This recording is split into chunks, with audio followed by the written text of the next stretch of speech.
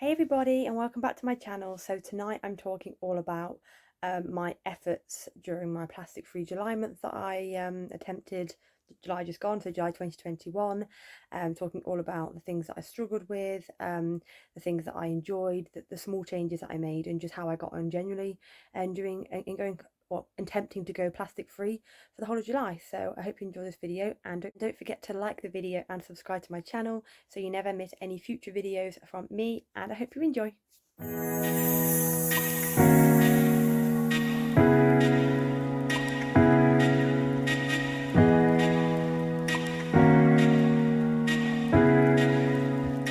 Hey everyone, happy Tuesday, hope you're all well. Not sure if I like this angle, to be honest, but I'm just chilling with my phone on my knee today. It's a bit of a spontaneous live, but I realised that I haven't actually spoke about plastic free July, and like I you know how I got on with it, the struggles that I found, and I thought now what a great time to do it than now. So I think I've got some. I think I've like got a weird tan on my lip. It looks like I've got a mustache. Very odd. Anyway, moving on. So plastic free July. Um, so I decided when I saw on a couple of other people's pages that I was following on Instagram to give this challenge a go myself after I'd seen other people posting about it. I'm always pretty conscious anyway with my plastic consumption in general. I try to be, and just things that I can do to help the planet and stay sustainable. I do a lot of secondhand shopping, as a lot of you have seen from my reels. I do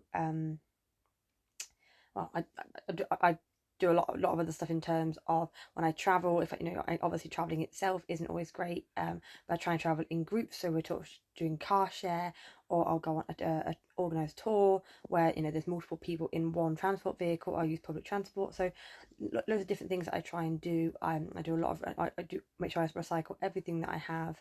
I try and use as little plastic as possible, and as little paper or waste as possible. Just whatever I can do. I said I use all my makeup is sustainable, or what's the word? Oh my gosh, there's a word I'm looking for. It'll come back to me. But anyway, I try and do what I can, but obviously there's always more that all of us can do, for sure. And I know that I'm not perfect, but I do try and do my best. So when I saw these people posting about plastic free July, I thought I'm going to give this a try, because as much as I think I'm plastic free, it is really, really hard to do and to be fully plastic free. And as much as I try and care for the environment and do the things that I think are best to do, there are, again, there's still loads more that I can improve on. And definitely plastic free July highlighted to me how many things in the world actually have plastic.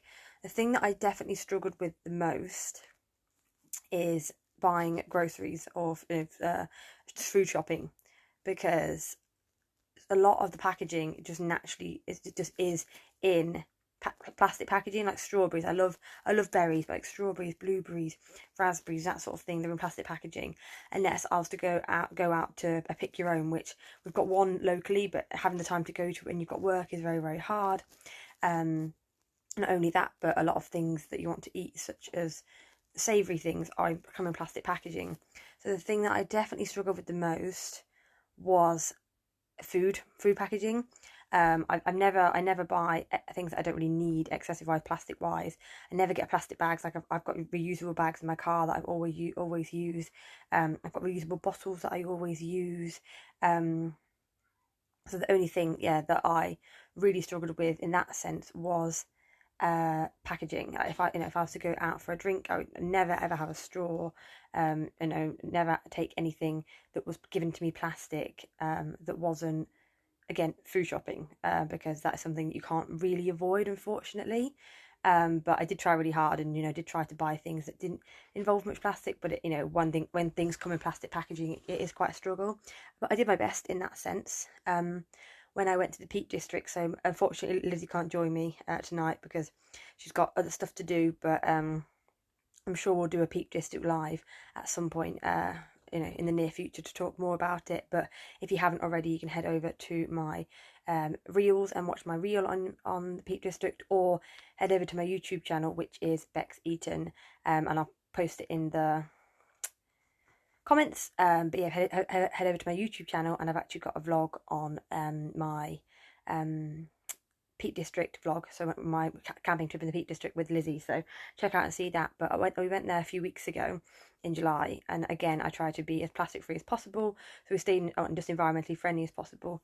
We stayed in a tent, so we didn't use any electricity whilst we were there in that sense. We just stayed fully in a tent for 3 nights. It was really, really fun.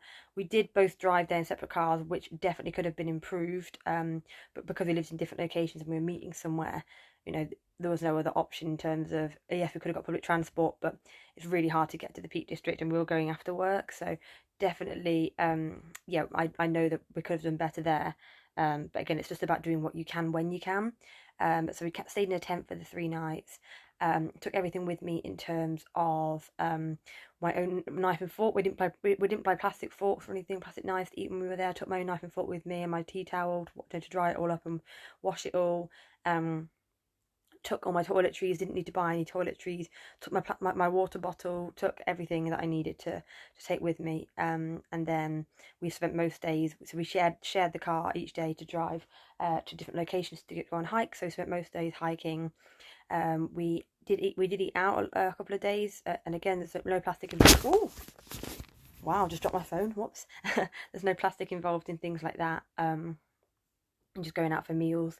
Again, if we were to buy lunches, we tried to get them from like a bakery where you take it out, and it'll just be the thing itself. Try to not buy any plastic. The only time we did buy plastic was when we bought again some fruit from the supermarket to have with our lunch, because it's one thing that's really, really hard to get plastic free. So yeah, it was a really nice trip, and it just shows, and again I will come on and talk about it with her, because it just shows that you can travel sustainably and still have a really good time whatever the weather, because it did rain when we were there and we still made the most of it. So yeah, that was really fun. But in terms of plastic free July, I definitely think it was hard to go fully plastic free because of food, as I've mentioned, but there are a lot of things that you really don't need in your life that do have plastic, like just making the small changes every single day, not taking that straw, just being environmentally conscious in terms of having your own water bottle, not getting a plastic cup, a plastic lid on your takeaway cup, or even getting a takeaway cup at all, taking a reusable cup with you if you go to get a coffee in the mornings. There's loads of stuff that you can do. One thing I did notice as well is all the plastic that you have in deodorant. I have a glass deodorant bottle, but even the little plastic ball, you forget that that's plastic. And that's one thing that I was like, oh, actually, that's plastic. So I'm currently looking for a sustainable vegan deodorant, like a bar deodorant or something, because I use bar soap. I don't use bottled soap in plastic bottles. I use shampoo bars. Currently looking for a conditioner bar, because I haven't found the one that I like yet, but I've got a shampoo bar, I've got a bar soap. So yeah, it's just all about making these small changes every single day. And what I did was, I wrote, whenever I noticed something that was plastic, I wrote it down, and sort of remembered, like, oh, actually, that's plastic, I could avoid using that. That's plastic, I could avoid using that. And I said it's not going to be perfect, because some things are quite impossible, especially in the kind of world that we live in today, like food shopping, for example. And I said it's going to be quite hard for every single person to go to a pick your own to get their fruit. But if you can do that, go for it. And like, awesome, that's amazing. But there are things that are quite hard to go plastic free, but there are small changes that you can do that are actually really, really easy. So yeah, I wrote down the things that were plastic that I was that are that were sort of popping into my daily life that I didn't realise, and wrote them down, and was like, right, what can I swap that for? How can I make that change? How can I remove this from my day-to-day life? And that's what I did. And yeah, I felt like it was a really successful plastic free July. I was a lot more conscious about what I was buying, in a lot more conscious choices, and just just a lot more with it in general, in terms of things that I could switch and things that I could do differently to keep the world plastic free. So I highly recommend. It doesn't have to be plastic free July.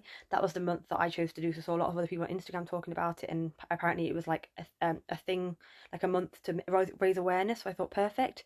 but you know, it could definitely be done plastic free August, plastic free September, plastic free year. You know, just try and go as plastic free as possible, because we don't need an excessive amount of plastic in our lives. We can definitely survive very comfortably without it.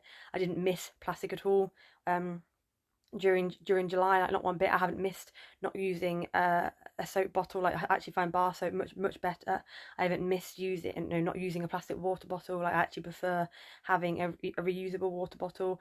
Like, I haven't missed not using plastic things. So it's definitely possible to make these small changes to make a big difference. So yeah, hope you enjoyed sort of watching this video and getting a few tips, or sort of hearing my experience.